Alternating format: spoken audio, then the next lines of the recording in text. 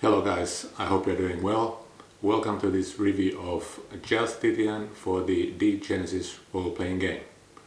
As I mentioned earlier in my video of the first impressions for Justitian, this product of two books is so large that I will be doing two separate reviews, one for each book, detailing all the new things that Justitian introduces in detail.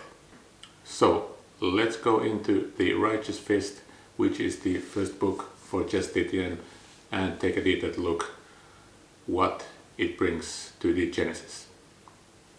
The Righteous Fist is a really huge book, 310 pages, and contains a massive amount of information about the Justitian Protectorate and the city of Justitian. Justitian is the city which the judges faction or cult in Degenesis control, where they have allied with the Spartalians and the Chroniclers. The Protectorate is an area that they have established surrounding Justitian, and it consists of a number of different cities and towns, and currently the Protectorate is under attack by a number of clans from the surrounding wasteland who are trying to establish their ancient practices and locations, while destroying the order that the judges have brought to the wasteland. So let's start from the beginning and let's take a look at the cover of Justitian. You can see here in this beautiful cover the judge's hammer and the words Duralex engraved on it.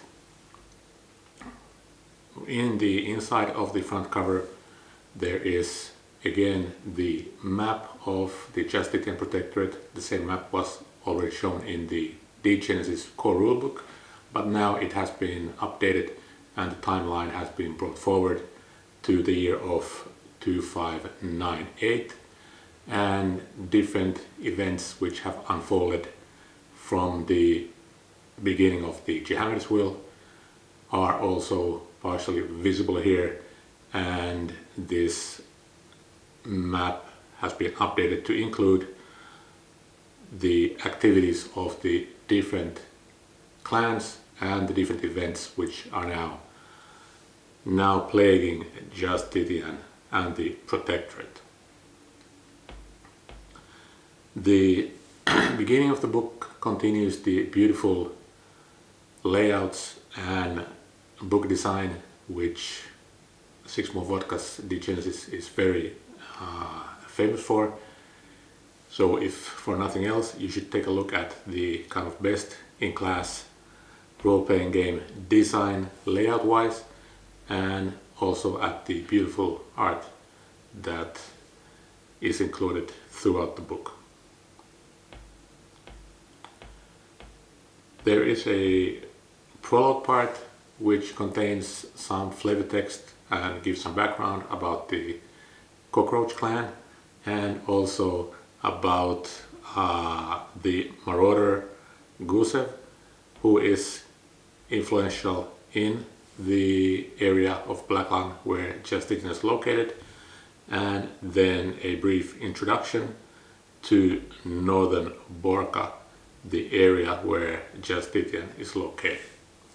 The beginning gives some information about the ice barrier and locations there, the Stuka Desert, which is located north of Justitian, and then also about the lands bordering Justitian, such as Franca and the different wastelands. The introduction goes on to describe the territories of the different clans and talks about the different enemies that Justitian is currently facing. So these are ancient grudges which the clans hold against the judges who have tried to establish order in the wastelands. After the introduction, the book goes on to discuss the actual protectorate and gives this kind of a standard introduction into the different cults, how they are visible in the protectorate and what is their influence there, and then is followed by a very in-depth history of the protectorate and of the whole area, which is very welcome and gives great insights as to characters who have only been briefly mentioned before in the different source books. So here we have a virtual treasure trove of new information, and we understand better the background of the founding of Justitian, how it came about, what happened during the clan wars, and what was the importance of cities like Exalt in the same area. Then the book goes on to describe the territory a bit and starts detailing the different locations in the Justitian Protectorate. So this information is laid out before we go into details about the city of Justitian itself, but here we have a page or more dedicated to all of the major locations in the Justitian Protectorate. So it's really nice to see the whole variety of different locations where not only the judges are important, but we have here also the presence of Anabaptists, Spitalians, Scrappers, Apocalyptics, and other factions as well. This information is really welcome, and for major locations we have the common fact sheet, which has already been introduced in the different adventures, laying out the population, which factions are important, who are the leaders of a certain location, important locations within the city, the trade, whether there are chronicle alcoves, communications, and so on. So this is really welcome and it gives you as a GM a very good base for fleshing out these locations, as this book really focuses on Justitian and only briefly touches these main other locations. But it's great to see locations such as Basham or Liqua detailed to this level, as this information already gives you lots of different plot points and opportunities for describing the cities when your players are moving throughout this area. Different NPCs are mentioned in here in different locations, but we do not have their stats in the accompanying book Moloch, so you are left to either wait for further information or to develop their stats yourself. The amount of NPCs mentioned here is not great, so if you are planning on having an adventure in Mobilis or some other location, you will have to create a number of NPCs to support whatever happens there.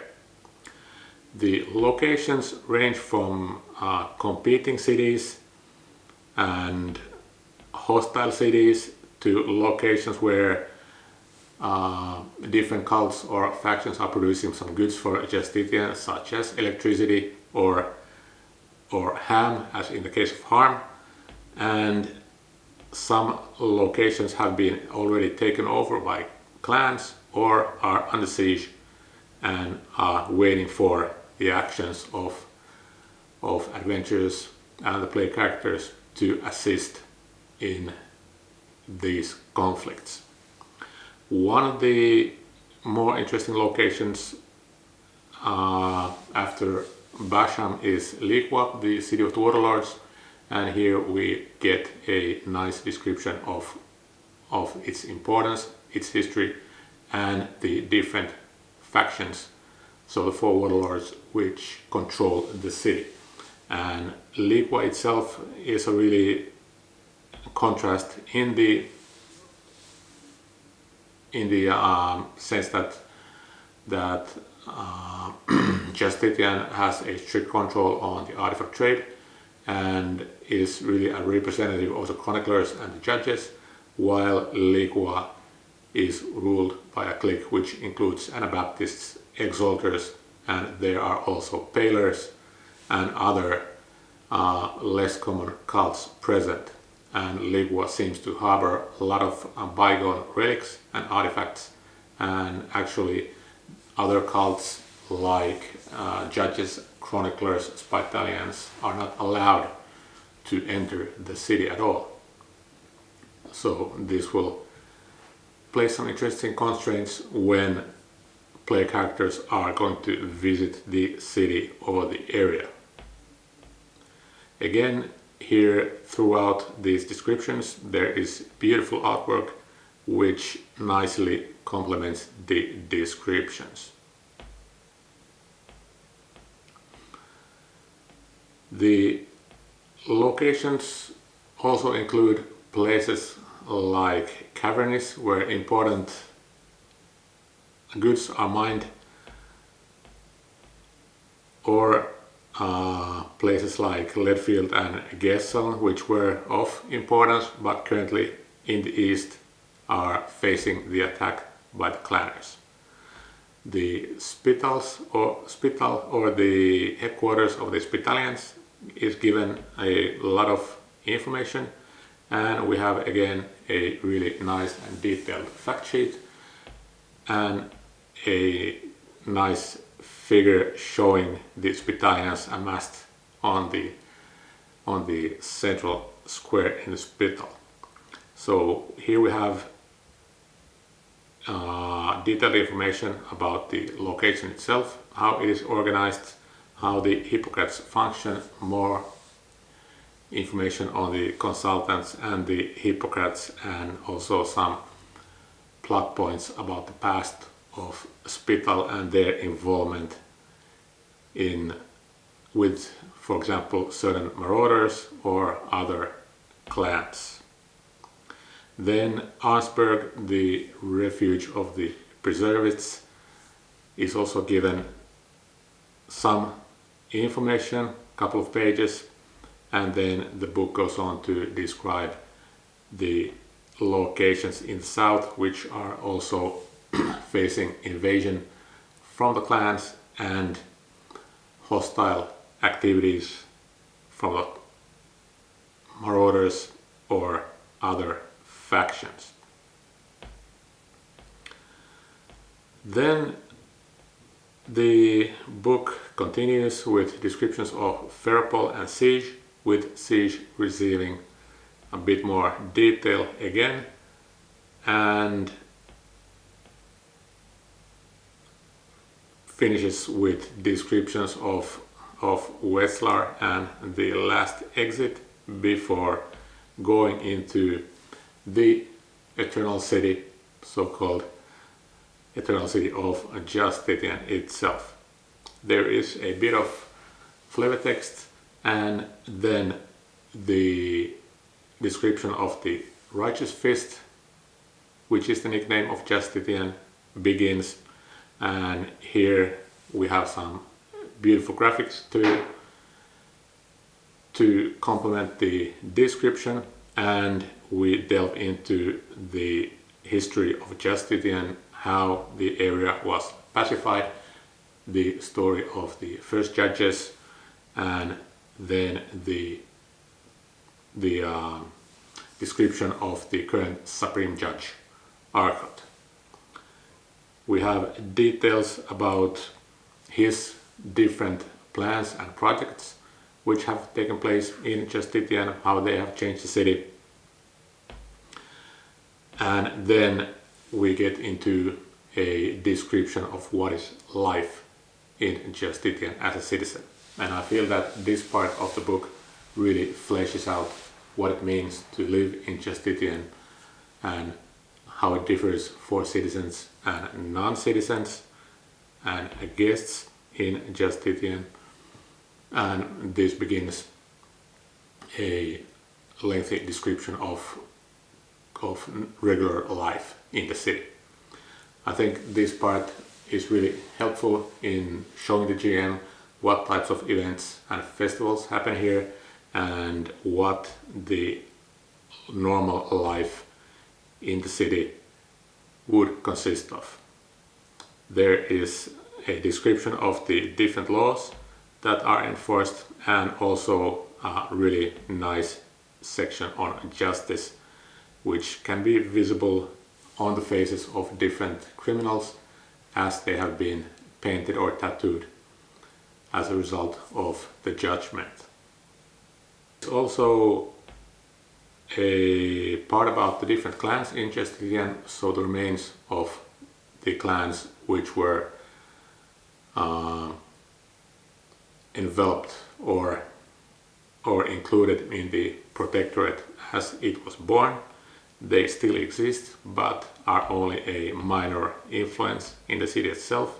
And then there is a very nice picture of Justitian, and I've seen that also there is another version of the picture available showing some different locations with an overlay.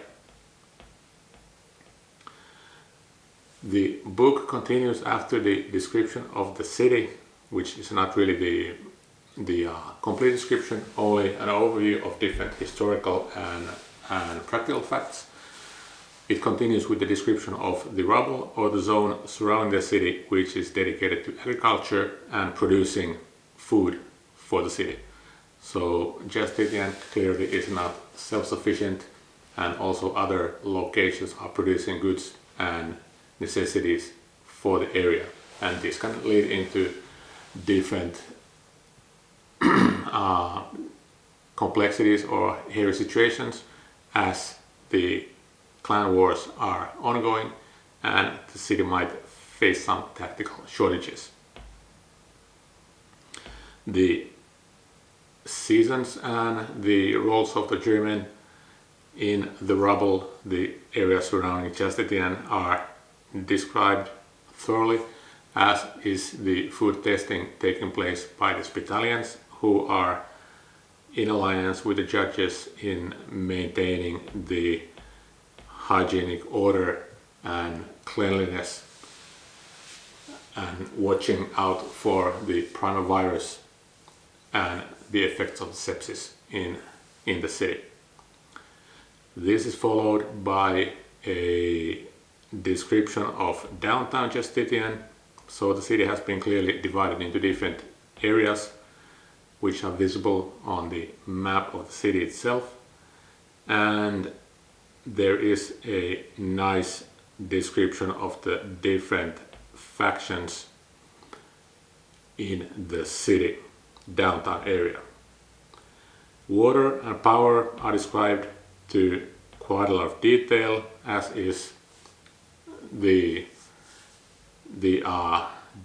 different options for moving around the city, and then some information about the activities of the cluster, how the chronicler cluster is informing citizens of different events in the city, what are the stallion streets, and what happens when you enter the city.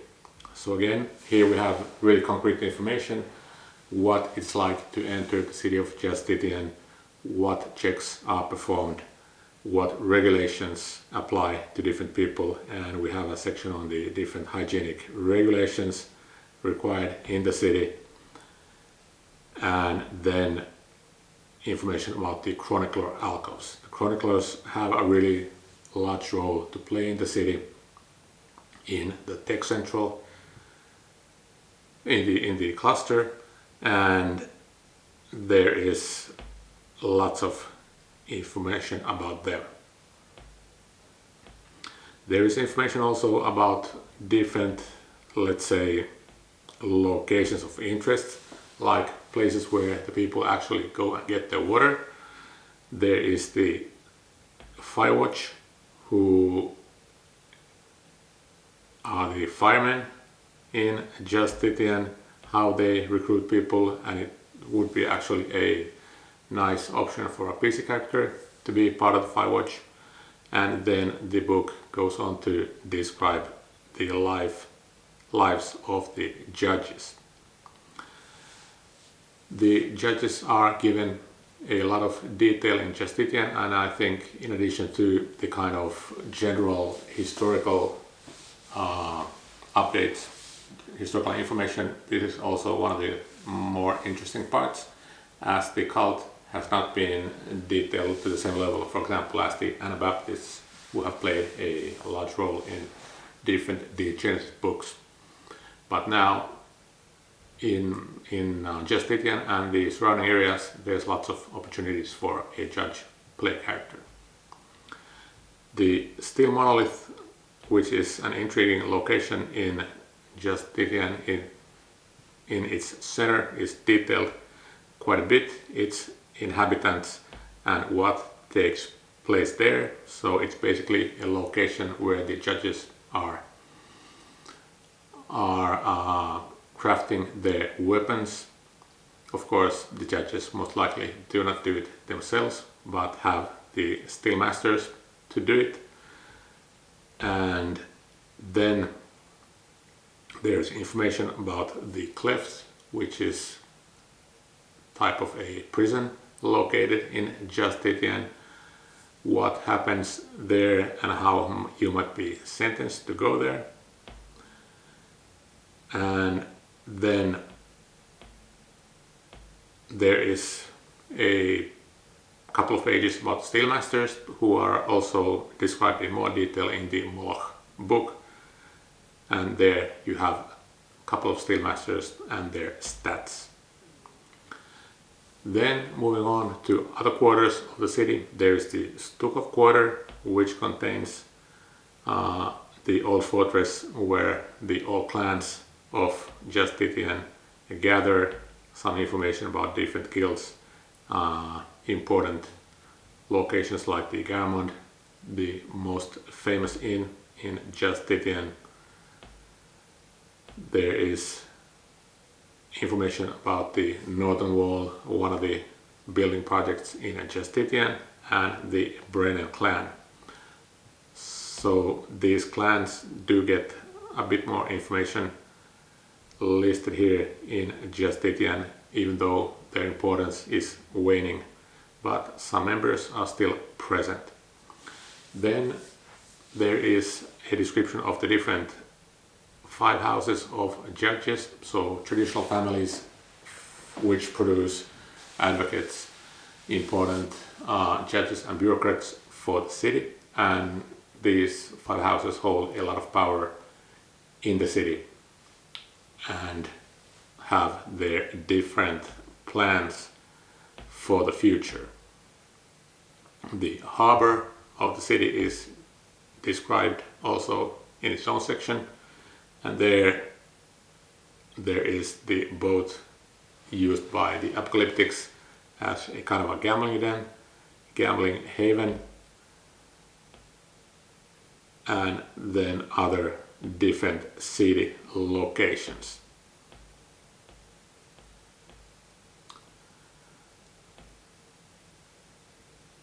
Justitian also includes some, let's say, locations which are inhabited by people more down on the luck, like the bottomlands, and these offer different opportunities for interacting with different types of NPCs. And then there are the defiler streets, where really the lowest of the low try to struggle in the life among the dirt and the sludge, really. And even the people in the defiler streets, they have their own part to play in the city, and it's an interesting location for the players to visit. Tech Central then is another quarter, and as the name suggests, it is governed by the scrappers, and here the scrapper Bosch, the leader of the cartel, is really the most influential person, as he is the richest and one of the most influential persons in the city. So this gives out different locations in Tech Central. There is also a a page about the daily life of a scrapper, and then this ties into interestingly into the head collector, a person who is hunting scrappers in the city of Justitian.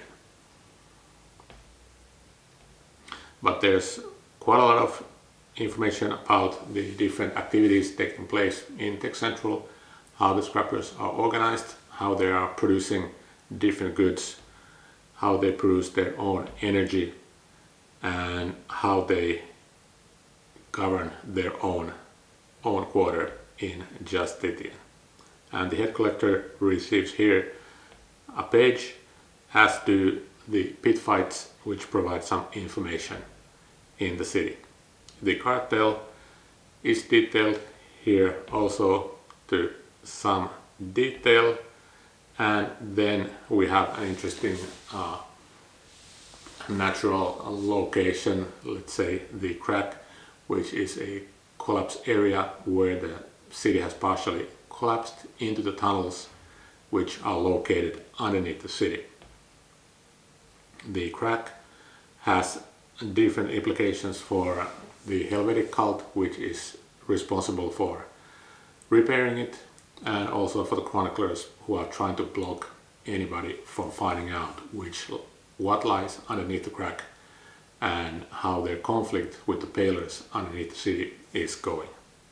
So quite a lot of different possibilities which have been detailed under different NPCs and also in different locations here in the city. Then the neighborhood of the providers, or the people responsible for producing goods, is also described here. The different things about the soil quality, and then the cemetery of the judges, also an interesting location for the PCs to visit. And there is also a hospital where the elderly and dying judges go to, and unsurprisingly something is also afoot there, so there are some mysteries to be solved in the hospital as well. Okay, the battery ran out in the middle of shooting this review, so I had to recharge and continue filming again on another day, so therefore the change in clothing as well. So now let's continue. The cross quarter. The cross quarter is the location where the Anabaptists are living in Justitian, and it is quite a large location. Of course, the Anabaptists do not have the same power here as they have in certain locations. For example, in Franca, they are here more or less at the mercy of the judges and the chroniclers, so their role in Justitian is quite different. However, it's interesting to see that here also a bit of variety has been introduced to this cult, as there is a description of some heretics who follow altogether different types of ideas about the demiurge and the beliefs of the Anabaptists. The section on cross quarter is followed by a description of the cross quarter, of the Jehamedan quarter, which is of course where the Jehamedans are living in Justitian, and it is also very different from the other locations, as they have been subjected to different rules after a fairly recent terror attack performed by one Jehamedan. So they are living in their tightly regulated quarter and living different lives from their neighbors. There are interesting locations like bathhouses, which also bring some variety to the view of the Jehamedan cult. And notable here is to mention that this place also harbors the Jehamedan Arianoi Naraka, who is very much connected to Ifrit from the Black Atlantic, being one of the kind of avatars or incarnations of Aries, the ram, who is very influential in the Jehammedan cult. These locations in the downtown are followed by a description of the uptown of Justitian, and this is really the place where the power resides in the city. We have here descriptions of the calendar square, life in the uptown, and also an interesting list of all the supreme judges. There is some information devoted to describing different judges and histories of some judges, but of course the main amount of information is concerning the current Supreme Judge Arcot and his projects in the city. Different locations in uptown are mentioned and described, just as are different offices, the bureaucracy which keeps Justitian going, and here again we have a nice bit of information about how these officers and bureaucrats organize the life in Justitian and how you could include these details in your campaign. There is also information about the paper factory, how paper and actually newspapers are produced in Justitian, and how this could also be included in your campaign. Currently, I've seen that there is a project ongoing in the Degenesis Discord that they will be releasing a set of newspapers which could also give out some campaign or adventure plot ideas, and you could download these newspapers from the degenesis.com site. So also a welcome addition. The description of the uptown continues with description of the central cluster, and this is again quite revelatory as it details the activities of the chroniclers in yet more detail than ever before, and we get a glimpse of their cult, different let's say secrets or activities which they are currently involved in, and the different levels built into the central cluster. And these levels are then quite tightly regulated based on the rank of the chronicler, how deep you can enter into these levels. And of course, in the deeper levels, you will then find the fragments and possibly the scalars who are controlling and leading many of the large-scale activities of this cult. Following the description of the uptown, then the book goes on to describe the underground of Justitian, which is also very interesting. And this is very much the domain of the chroniclers as well, as they have been monopolizing the access to these underground tunnels and accessways, and have been using them to many purposes, mainly to spy on and collect information on happenings in the city, but also to move without being perceived by other people. And not only do they have a very high-tech and let's say mechanical organization here in the underground, but they also have their guardian who is trying to keep this area secure against any intruders.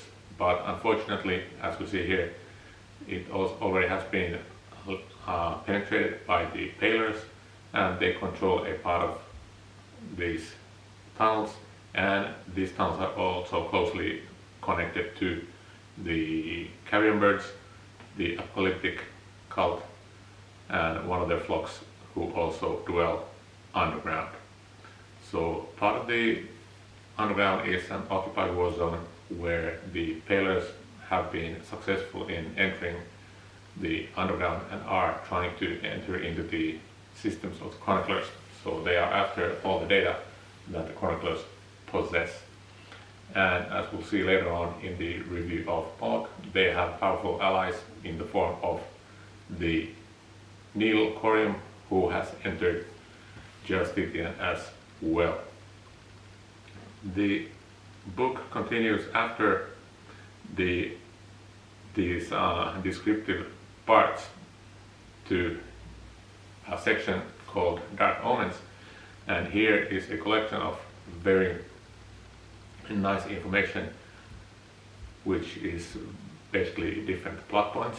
First, in the form of most wanted persons in the Justitian Protectorate, so various criminals, renegades, and threats to the judges, and their crimes, background, and offered rewards are described here. Then we move into description of the enemy clans, and here we have descriptions of the cockroaches, the phosphorites, the anemoi, and the mechans. And in the descriptions there is quite nice background information, then details of typical members of different ranks, and an image of a ranking clan member. So this information is vital if you are interested in running adventures where your players will be in conflict, involved in these clan wars, and will be fighting these clanners and attacking Justitian. Of course, you could run a completely different campaign, having your players be the clanners and Justitian would be the target. That's entirely possible with the wealth of information here. The book finishes with a map of the Justitian city and very nicely illustrates the different quarters and specific main locations in the city. And I think it's important to note that you could go to the Digienscom website and there see also the map of the underground of Justitian, which then overlays the underground map and shows you the tunnels of the chroniclers where the pillars are located and different exits from these tunnels, which are quite important. So that finishes then the book, and now let's make some conclusions about the Righteous Fist. The book itself is a massive undertaking, so coming in at 310 pages, and contains a wealth of information about Justitian, the Protectorate, and the city itself.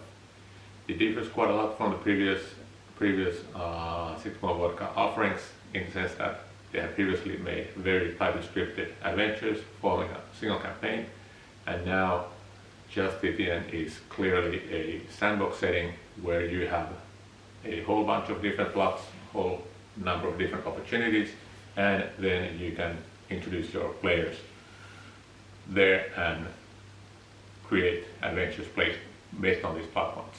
Of course, now you have to do a lot of the heavy lifting itself, in the form that you have to decide which are plot points that you wish to follow, and also you have to plan how these events will affect your campaign. So there's an overwhelming number of different plots, different possibilities for adventure, and that can be a bit overwhelming to a GM when you first want to start in Justitian. So my advice would be to start small and then expand from there. Choose 1 or 2 or 3 different plots, bring these together, and use Moloch and the provided NPCs to bring the Justitian to life. There is a wealth of information about the city itself. I think it will be relatively easy to show Justitian as a living, breathing city, and as such, I think that the authors of this book have succeeded very well, and clearly this will go to the top ranks of different city source books, not only in its vast amount of information, its depth of descriptions, but also in the quality of the different graphics, different layouts, and the overall kind of beauty of the book. If you think about what this book, The Righteous Fist, might be missing, of course, there may be some things that could have helped even more.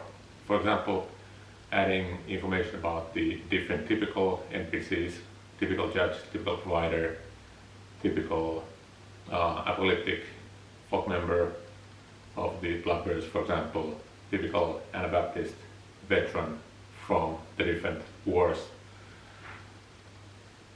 typical chroniclers of different ranks, etc. But of course, not everything can be fit in such a massive book as this. I have understood that in creating this book there already had to be some cuts made because of the vast amount of information contained here, and same applies to Moloch as well. So altogether there is over 600 pages of information, and not everything could be simply fit here. But the book itself to me is really a high point in creating a city or area source book, and I think one of the better sandbox campaigns that I've seen, a bit different from the ones where a number of ready-made adventures have been created. So this is not quite close to Pirates of Drinax in that sense, but closer maybe to Stars Without Numbers in the idea of creating a sandbox without tightly scripted adventures.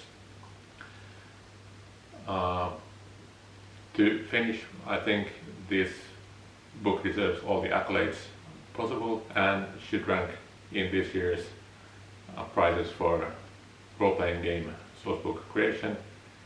It is beautiful, well written, and very usable piece of work, and destined to give you enjoyment and different adventures for years to come. I highly recommend that you download it, purchase the book, support SIXMOREVODKA and the Degenesis game line, and see what Justitian is about. Thanks for watching this review, and be sure to check out the following review of Justitian Moloch. And if you liked this video, feel free to like and subscribe to this content. Thank you.